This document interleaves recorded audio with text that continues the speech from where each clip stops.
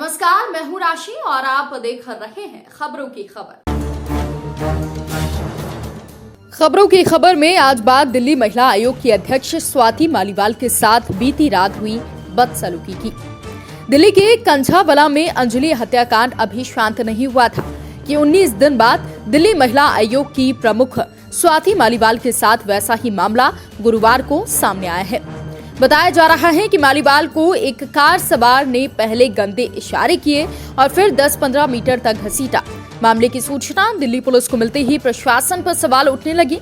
Reports के मुताबिक ये घटना एम्स गेट 2 के सामने हुई। दिल्ली के दक्षिण जिला की डीसीपी चंदन सिंह ने कहा कि हौज खास थाने में एक कॉल आई। एक महिला को एक कार वाले ने गलत इशारे किए और 10 से 15 मीटर तक घसीटा। मामले में पुलिस ने गरुड़ा वैन की मदद से आरोपी को दबोच लिया है। आरोपी की उम्र 47 साल है। उसने शराब पी रखी थी। पुलिस ने मुकदमा दर्ज कर कार्रवाई शुरू कर दी है। मालीवाल ने कहा कि कल देर रात मैं दिल्ली में महिला सुरक्षा के हालात का इंस्पेक्शन कर रही थी। एक गाड़ी वाले ने नशे की हालत में मुझसे छेड़छाड़ की। जब मैंने उसे पकड़ा तो गाड़ी के शीशे में मेरा हाथ बंद कर उसने मुझे घसीटा। भगवान ने जान बचाई। यदि दिल्ली की महिला आयोग की अध्यक्ष सुरक्षित नहीं है तो हाल सोच लीजिए।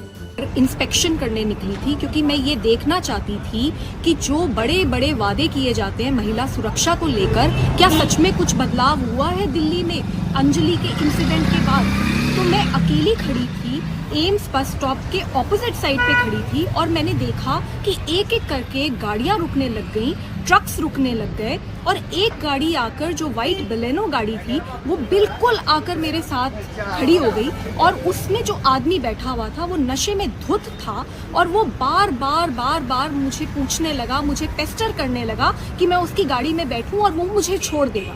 जब मैंने उसको मना करा तो उसने काफी बार मुझे बोला और फिर गुस्से में वो चला गया। लेकिन 10 मिनट के बाद वो फिर वहां पहुंचा और मैंने उसको फिर पहचाना और फिर मैंने उसको फिर बोला कि मेरे को आपके साथ नहीं जाना और वो मुझे फोर्स करता रहा। और इसके बाद उसने गंदे जेस्चर्स करने शुरू करे, बड़ी गंदी हरकतें करनी शुरू करी, जिसपे जब मैंने उसे पकड़ने की कोशिश करी तो तुरंत उसने विंडो ऊपर कर दी और मेरा हाथ गाड़ी के अंदर अटक गया और उसने एक्सीलरेटर पे बहुत जोर से पैर डाला, जिससे कि गाड़ी एकदम भागी और मैं उसके साथ लटक गई और 10-15 मीटर तक वो मुझे घसीट कर लेकर गया।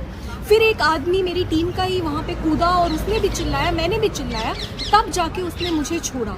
अगर वो मुझे उस वक्त नहीं छोड़ता तो मैं भी अंजलि के तरह मेरे साथ भी कल बहुत बड़ी कोई घटना घटती। अंजलि के साथ ये देखिए कि क्या हाल है दिल्ली में सुरक्षा व्यवस्था के लिए। ये महिला सुरक्षा है कि दिल्ली की महिला आयोग की अध्यक्ष तक सुरक्षित नहीं है। तो हम दिल्ली महिला आयोग हैं, हम ग्राउंड पे काम करते हैं और हमें ये नहीं लगता कि एसी ऑफिस से महिला आयोग चलता है। हम दिन में भी काम करते हैं, हम रात में भी काम करते हैं, हम फील्ड पे भी काम करते हैं। और जिन लोगों को ये लगता है कि इनसे मैं डर जाऊंगी, तो इन चीज़ों से मैं बिल्कुल डरने वाली नहीं हूँ। मेरे को धमकियाँ मिली है, रेप की, डेथ थ्रेट्स मिले हैं, अटैक हुआ है मेरे ऊपर, फिर भी हम लोग बिना किसी सिक्योरिटी के अकेले लड़ते रहते हैं और लड़ते रहेंगे। और भगवान ने कल मुझे बचाया है और भगवान ही आगे बचाएगा। मैम, क्या किसी पर शक है, क्योंकि इस तरह की घटना पहले भी चुकी है। नोएडा की बात करें, दिल्ली के नोएडा में भी इस बेटी के साथ ऐसा ही हुआ, कार ने टक्कर मारी, और दिल्ली में भी हुआ। कल आपके साथ ये घटना, किसी पर शक है, ये जानबूझकर कराया जा रहा है ऐसा?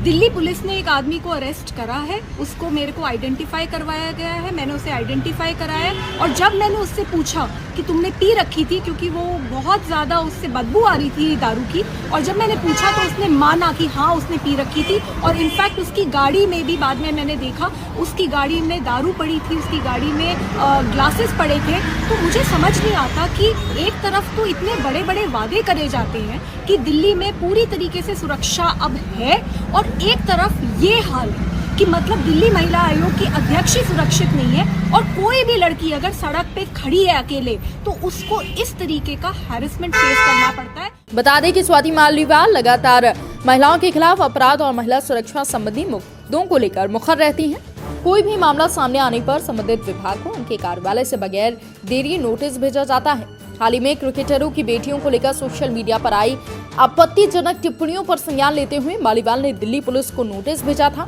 वहीं दिल्ली के जंतर मंतर पर धरना दे रहे कुश्ती खिलाड़ियों से भी मालीवाल ने सहानुभूति जताते हुए भारतीय कुश्ती महासंघ अध्यक्ष और बीजेपी सांसद ब्रजभूषण शरण सिंह के खिलाफ कार्रवाई की मांग की है। अब मालीवाल के साथ एम्स के बाहर घटी कथित घटना को लेकर लोगों की प्रतिक्रियाएं आना शुरू हो गई हैं।